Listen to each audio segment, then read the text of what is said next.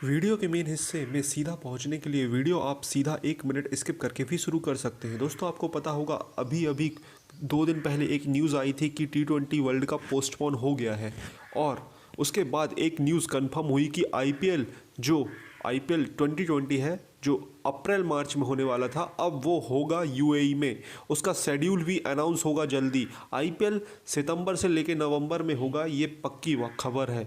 इसी बीच पाकिस्तानी मीडिया और Pakistani cricket journalist या एक्सपर्ट से ये एक्सपेक्टेड था कि ये बोलेंगे कि T20 वर्ल्ड कप आईपीएल की वजह से पोस्टपोन हुआ है। बीसीसीआई ने अपनी पावर पैसे की वजह से T20 वर्ल्ड कप पोस्टपोन कराया है और पाकिस्तानी मीडिया काफ़ी जल रहा है क्योंकि आईपीएल हो रहा है और पाकिस्तानी प्लेयर उसमें खेलते नहीं हैं और दुनिया के ज़्यादातर देशों के क्रिकेटर इसमें खेलकर अच्छा खासा पैसा बनाते हैं, तो पाकिस्तानी मीडिया एज एक्सपेक्टेड जल रहा है।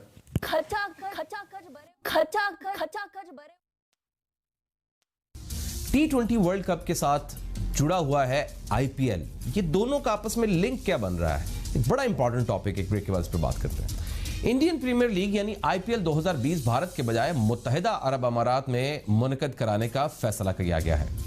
इस पर कुछ सवालात ये उठ रहे हैं। सवाल ये है कि ये T20 वर्ल्ड कप की मनसूखी और आईपीएल के भारत से यूएई में मेनकाद का आपस में क्या ताल्लुक है और क्या ये इन्हीं तारीखों में हो रहा है जिन तारीखों में T20 वर्ल्ड कप ने मुनक़द होना था? ये साथ में ये भी सवाल हम ये भी उठा रहे हैं कि अगर आईपीएल का इनेकाद भारत से यूएई शिफ्ट हो सकता है तो T20 क्यों नहीं? इसमें आईसीएल के बिग 3 का फैक्टर कितना अहम है?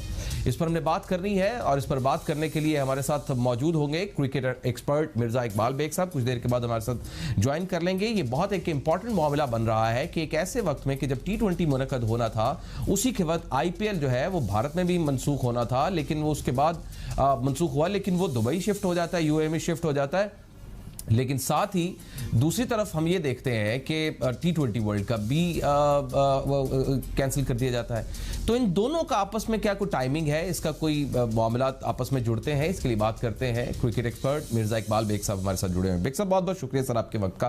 बेग साहब, ये जो T वर्ल्ड कप की मनसूखी है, इसका मनसूख होना और आईपीएल के भारत से यूएई में इसका इनेकाद होना, इसका आपस में कुछ ताल्लुक है और क्या ये उन्हीं तारीखों में हो रहा है जिन तारीखों में T20 वर्ल्ड कप ने मुनक़द होना था? सर बहुत बहुत शुक्रिया मुर्तजा। ये गठजोड़ है भारतीय क्रिकेट बोर्ड और ऑस्ट्रेलियन क्रिकेट बोर्ड का, क्योंकि काफी अरसे से ये सुनने में आ रहा था कि वर्ल्ड T20 जो ऑस्ट्रेलिया में अक्टूबर नवंबर में होना है वो मुलतवी कर दिया जाए, लेकिन उसका हतमी ऐलान नहीं कर रही थी आईसीसी को। तो हम कहते हैं ये इंडियन क्रिकेट काउंसिल है और चूंकि सारे स्पॉन्सर्स, ज्यादातर स्पॉन्सर्स का ताल्लुक जो है वो भारत से है, तो ये आपस में पहले से तय था ताकि भारत को विंडो मिले। अब आप देखें ना कि नवंबर में, अक्टूबर नवंबर में भारत को विंडो मिल जाएगी आईपीएल के मैचेस कराने के लिए। तो पहले भी आपको याद होगा एक बिग 3 बना था जिसमें ऑस्ट्रेलिया, भारत और इंग्लैंड थे, और अब ऑस्ट्रेलिया और भारत आपस में कोलैबोरेट करके एक दूसरे को फैसिलिटेट कर रहे हैं। आप देखें next year world T20 Australia में होगा,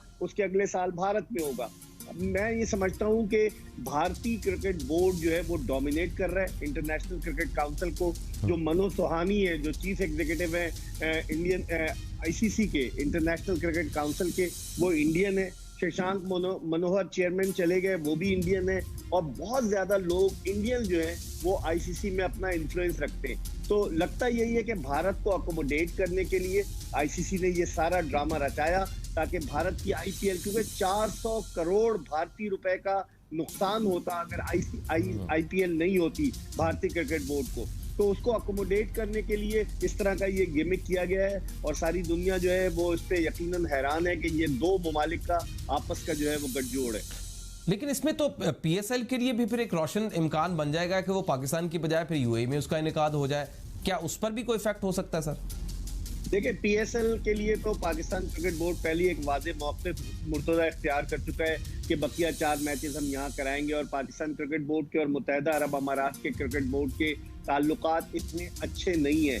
और आप देखें कि पाकिस्तान क्रिकेट बोर्ड के जो साबिक चीफ ऑपरेटिंग ऑफिसर थे सुभान अहमद, वो इस वक्त मुत्तहिदा अरब अमारात के जो अमारात क्रिकेट बोर्ड है उसके एडवाइजर हैं यहाँ से जाने के बाद। तो ताल्लुकात तो अच्छे थे नहीं, इस बात के इम्कानात बहुत कम है कि यूएई में हो। और फिर सबसे बढ़कर मुर्तजा जो खास चीज देखने को आ रही है वो ये है कि पाकिस्तान क्रिकेट बोर्ड जो है आया करा पाएगा 4 मैचेस या नहीं, क्योंकि देखें आईपीएल इतनी पावरफुल है कि जब आईपीएल पिछले साल भी हुई तो किसी भी दुनिया के मुल्क में कोई क्रिकेट सीरीज नहीं खेल रहा था, ताकि प्लेयर्स को जो है वो विंडो मिले, वो जाकर उन्हें फैसिलिटेट किया जाए, वो जाकर खेल सके।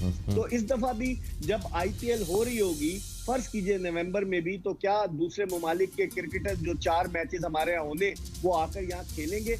एक क्वेश्चन मार्क है। तो मैं समझता हूँ कि बहुत मुश्किल हो जाएगा पाकिस्तान क्रिकेट बोर्ड के लिए विंडो तलाश करना पीएसएल के बकिया 4 मैचेस के लिए। राइट। लेकिन इसमें एक सवाल ये बेशक बनता है, ये तो वाज़े नजर आ रहा है कि ये बाकायदा एक विंडो क्रिएट की गई, पाकिस्तान जो इंडिया का आईपीएल था उसका नुकसान बचाने के लिए उधर से मंसूख किया गया, और वो सारे का सारा जो टिल्ट है वो बढ़ जाएगा, आईपीएल की तरफ चला जाएगा।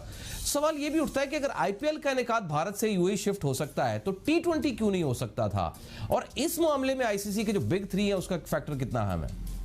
देखिए टी20 में चूंकि बहुत सारे ममालिक, 12 से ज्यादा ममालिक थे, उनको अकोमोडेट करना उनके लिए खासी मुश्किल सूरत हाल हो जाती।